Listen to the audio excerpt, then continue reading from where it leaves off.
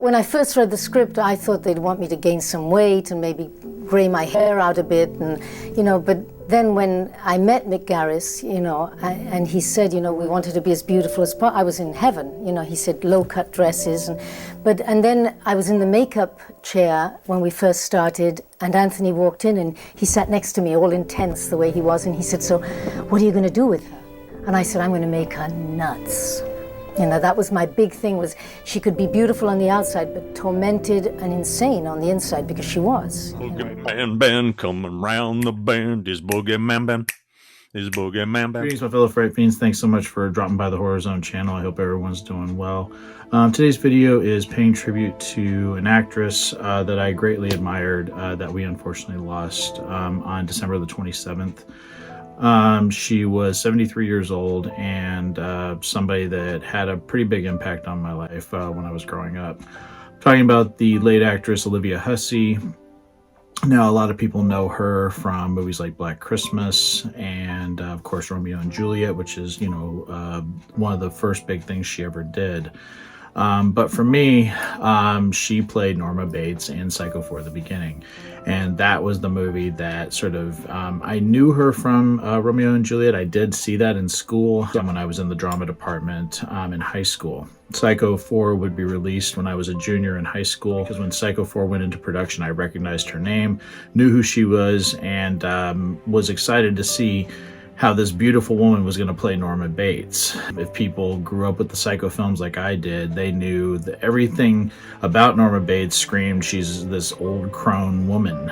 That's just, how it was depicted in the first three films. So to go back and see what Norma Bates was really like when Norman was a little boy was very interesting. And the Psycho Legacy documentary, which I absolutely recommend, that Rob Galuzzo did back in 2010, where Olivia Hussey did actually do an interview and was really just brilliant. But she talked about playing her completely nuts.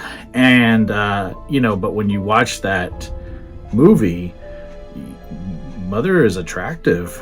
I mean, Olivia Hussey was a beautiful woman, and it was weird. Even for me, watching it for the first time as a 16-year-old kid, I was like going, I expected this old woman, it's like, that's, just what you expected after watching those first three films. And I thought Olivia Hussey did a terrific job in that, playing this beautiful woman who was so damaged on the inside that she took all of her rage out on her poor son. And you slowly see why he went insane and became the Norman Bates we would meet in the original Psycho. And I know she did a lot of other work, and the movies that I know her primarily from are Romeo and Juliet, Psycho 4, Stephen King's It, the miniseries that Tommy Lee Wallace directed. Now I have become such a huge fan of Black Christmas. I just did a 50th anniversary tribute to it, not knowing that several days after I did that, she would pass away.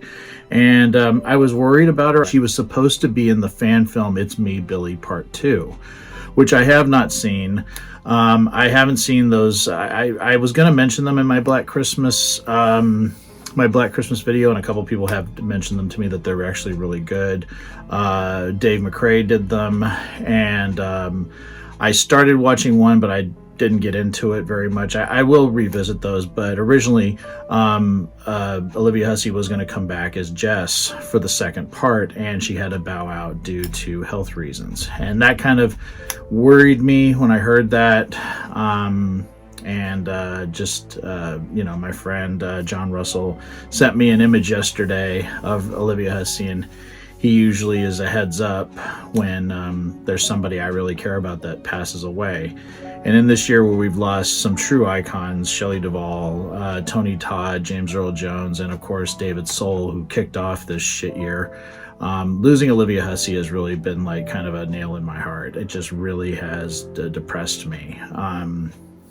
And this has just been a rough year personally for me as well. That she was one of the most beautiful women in the world. I thought her demeanor, and I loved her voice, and I just loved everything about her. She was a terrific actress, very talented. And I just wanted to take this time to pay a little tribute to her. So I'd like to do like a little background on her history with acting, the other performances that she did that I didn't see.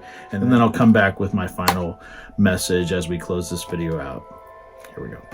Olivia Hussey Isley was a British actress. Her awards included a Golden Globe Award and a David D. Donatello Award. The daughter of Argentine tango singer Andreas Osuna, Hussey was born in Buenos Aires, but spent most of her early life in her mother's native England. She aspired to become an actress at a young age and studied drama for 5 years at Italia Conti Academy of Theatre Arts in London.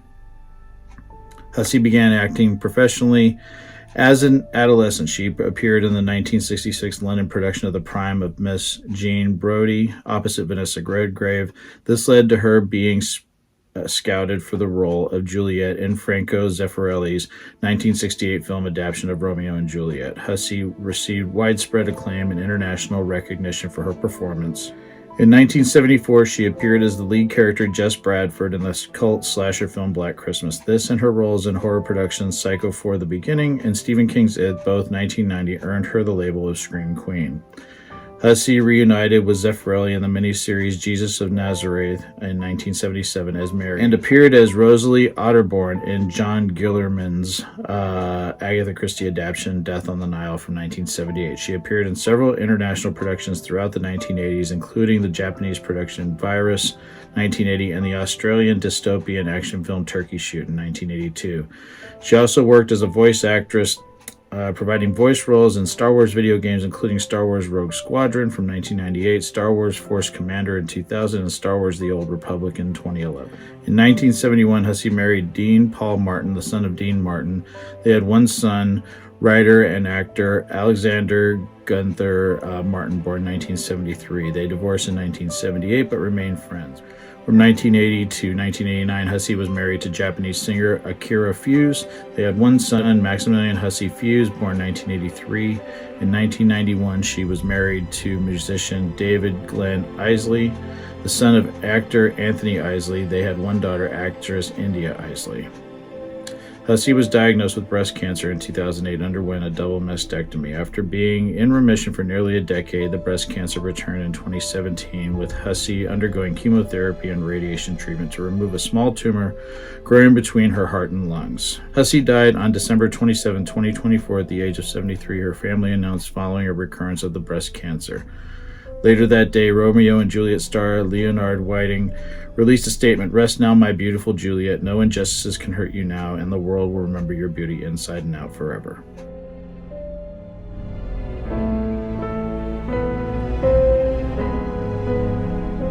So I want to thank everyone for taking the time to watch this video. Again, closing out the year with somebody else that really truly impacted my life, leaving us. I started this year with David Soul dying, and I'm ending the year with Olivia Hussey passing. I am going to spend this evening revisiting these films, even though Christmas is over. I'm going to give Black Christmas another watch. I haven't watched Psycho 4 in a while, so can't buy this digitally. So it's awesome that I have a big collection of physical media, which I completely recommend to people. But yeah, this is a terrific release from Scream Factory. I also have the big Arrow release, the 4K, which I still need to get a 4K player that I got last Christmas, which includes Psycho 4 as well. And then I haven't watched it in forever, so it'll be nice to catch up on these. Definitely recommend these to horror fans. Just a beautiful person. Olivia Hussey really was somebody that I had a huge crush on, much like when Kelly Preston passed away 4 years ago. It just stabbed me in the heart. So may this beautiful woman rest in peace. My heart goes out to her family, her friends, her colleagues. I'm very devastated by this news, and I wish everyone the best, and thank you so much for watching my little tribute here to the late great Olivia Hussey. I thank you all, and I hope you all are doing well, and I'll talk to you again real soon. Take it easy, stay scared as always. Peace.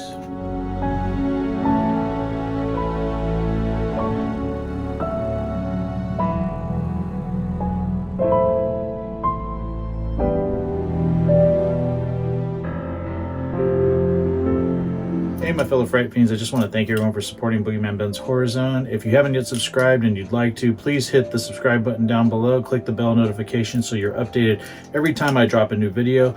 I try to drop a video at least once or twice a week. The Horror Zone is a passion of mine, and it really makes me happy that I can share that passion with all of you guys.